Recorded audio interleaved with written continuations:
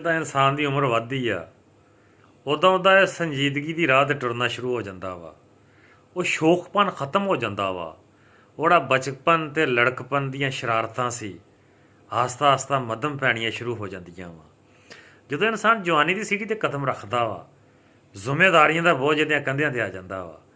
ਜਦੋਂ ਇਹ ਸ਼ਾਦੀ ਕਰਦਾ ਵਾ, ਇਹਦੀ ਨਵੀਂ ਜ਼ਿੰਦਗੀ ਸ਼ੁਰੂ ਹੁੰਦੀ ਆ। ਨਵੇਂ ਨਵੇਂ ਖਿਆਲਾਤ ਇਹਨੂੰ ਘੇਰ ਲੈਂਦੇ ਆ।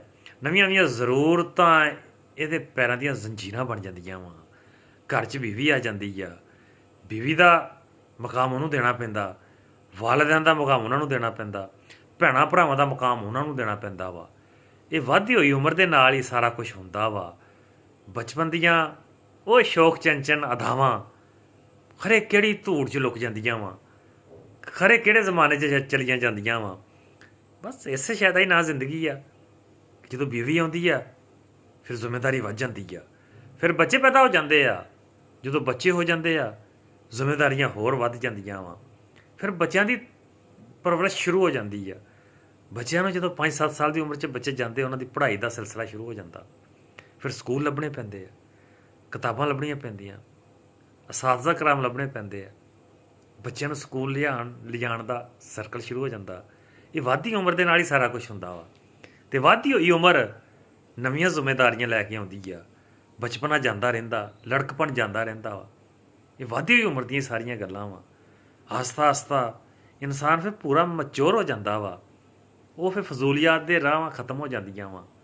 ਇਨਸਾਨ ਕੋਲ ਨਾ ਟਾਈਮ ਹੀ ਨਹੀਂ ਹੁੰਦਾ ਕਿ ਫਜ਼ੂਲੀਆਤ ਦੀਆਂ ਰਾਹਾਂ ਵੇਖੇ। ਫਿਰ ਆਪੇ ਇਨਸਾਨ ਸੰਜੀਦਾ ਹੋ ਜਾਂਦਾ। ਇਹ ਵੱਧਦੀ ਉਮਰ ਦੇ ਨਾਲ ਹੀ ਸਾਰਾ ਕੁਛ ਹੁੰਦਾ ਵਾ। ਬਸ ਇਸੇ ਦਾ ਨਾਂ ਹੀ ਜ਼ਿੰਦਗੀ ਆ। ਇਹਨੂੰ ਹੀ ਜ਼ਿੰਦਗੀ ਕਹਿੰਦੇ ਆ।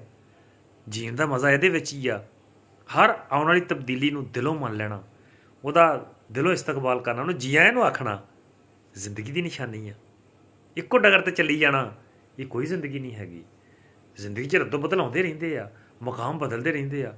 ਟ੍ਰੇਨ ਅਗਰ ਇੱਕੋ ਜਗ੍ਹਾ 'ਤੇ ਖੜੀ ਰਹੇ ਉਹਨੂੰ ਟ੍ਰੇਨ ਕੌਣ ਆਖੇ? ਅਗਰ ਇੱਕ ਸਟੇਸ਼ਨ 'ਤੇ ਹੀ ਖੜੀ ਰਹੇ, ਬਾਕੀ ਸਟੇਸ਼ਨ 'ਤੇ ਆਉਣ ਹੀ ਨਾ, ਉਹਨੂੰ ਉੱਤੇ ਕੋਈ ਸਵਾਰ ਹੋਣ ਵਾਸਤੇ ਤਿਆਰ ਨਹੀਂ ਹੋਏਗਾ। ਜ਼ਿੰਦਗੀ ਇੱਕ ਟ੍ਰੇਨ ਆ, ਇਹ 'ਚ ਸਾਰਾ ਕੁਛ ਹੀ ਆਏਗਾ। ਅਗਲਾ ਸਟਾਪ ਵੀ ਆਏਗਾ, ਅਗਲਾ ਸਟਾਪ ਵੀ ਆਏਗਾ, ਪਿਛਲੇ ਸਟਾਪ ਛੁੱਟਦੇ ਜਾਣਗੇ। ਇਸੇ ਤਰ੍ਹਾਂ ਹੀ ਵੱਧਦੀ ਹੋਈ ਉਮਰ ਦੇ ਸਾਰੇ ਤਕਾਜ਼ੇ ਆ। ਅਤੇ ਵੱਧਦੀ ਹੋਈ ਉਮਰ ਦੇ ਨਾਲ ਜ਼ਿੰਮੇਦਾਰ ਹੋ ਜਾਣਾ ਜ਼ਿੰਦਗੀ ਦੀ ਨਿਸ਼ਾਨੀ ਹੈ। ਇਹ ਹੁਸਨ ਦੀ ਨਿਸ਼ਾਨੀ ਹੈ, ਬਲਕਿ ਜ਼ਿੰਦਗੀ ਦਾ ਹੁਸਨ ਆ। ਇਹ ਗੱਲ 'ਤੇ ਗੌਰ ਕਰ ਲਿਆ ਕਰੋ।